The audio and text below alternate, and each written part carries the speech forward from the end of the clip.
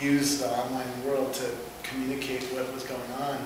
And he said, why don't you come out to Microsoft, teach us how to do this. And that's how it led. So it was a business to business conversation, So it does happen, it's proof that, and this was 5 years ago, so. So how's a startup CEO supposed to blog? Start talking about what you're doing. If you can't get excited about what you're doing, don't start a company. Right?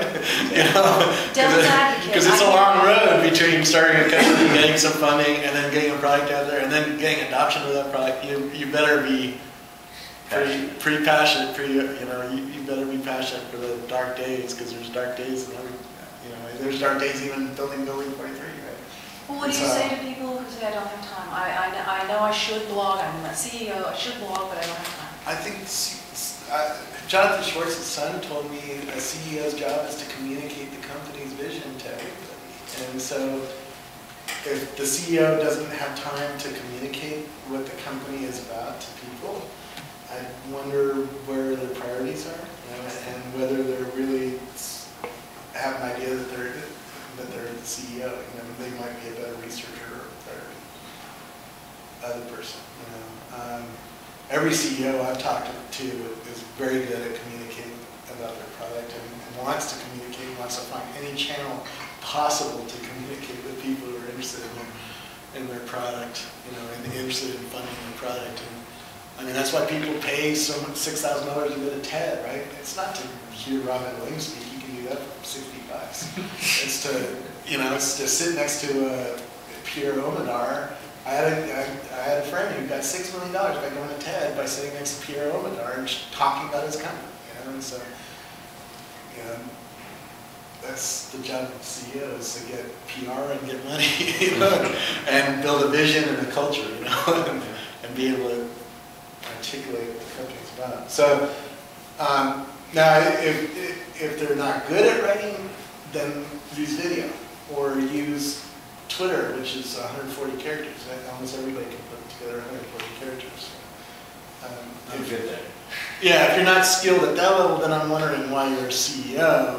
At least most CEOs, maybe they're not good at computer. Old school CEOs, they might not have the computer skills. They might not know how to type. So talk to a camera, get a camera, talk to the camera, put those up on YouTube, or have somebody put them up on YouTube. Most CEOs I've met are good at talking, because that's why they got CEOs. They were good at talking somebody into their job. And that's usually, so a lot of companies come to me and ask me, like, how do I use Twitter? And it's like, wrong question.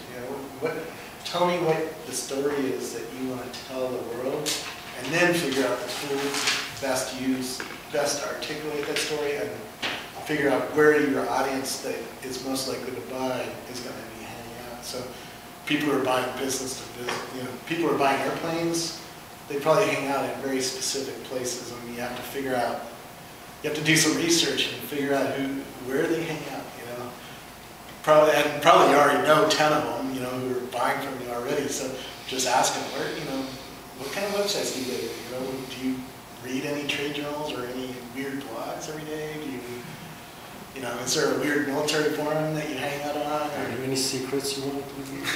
And once you figure out once you figure out where 2 or 3 people are going every day on the internet, there's probably more who are going to the same place. And so part of it's just asking a lot of questions and hanging out with them and understanding what drives them, where their behaviors are. If you're trying to meet somebody who has money, what conferences do you go to again?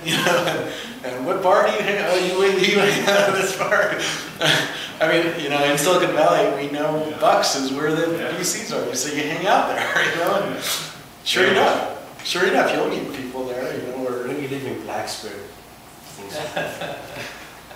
There's always too many bars. There's too many bars in Silicon Valley, but they all hang out. They hang out in certain places that make the chances of you running into them higher. In Silicon Valley, I'm going to a founders brunch this Sunday, and all the VCs and a lot of startup CEOs hang out there, and so once you get invited to one of those, it's like, you know, it's a great place to start a conversation about what you want to do in the future. I want to ask a question about Yeah. dog food. Yeah. So, Web 2.0, cloud computing, where does Rackspace fit? What's your prospects? Where are you guys going? Where we're winning business is on people who need hybrid solutions. If you are just needing cloud, probably Amazon's winning a lot of that business right now. I'm going to try to help Rackspace change that. But people are coming back to us from Amazon because as they grow, they realize, oh, we really do need a rack that we control that has certain things that Amazon doesn't offer. But we still like this cloud thing too, and we don't want to give that up because that has cost advantages for certain things and has scalability advantages, right? So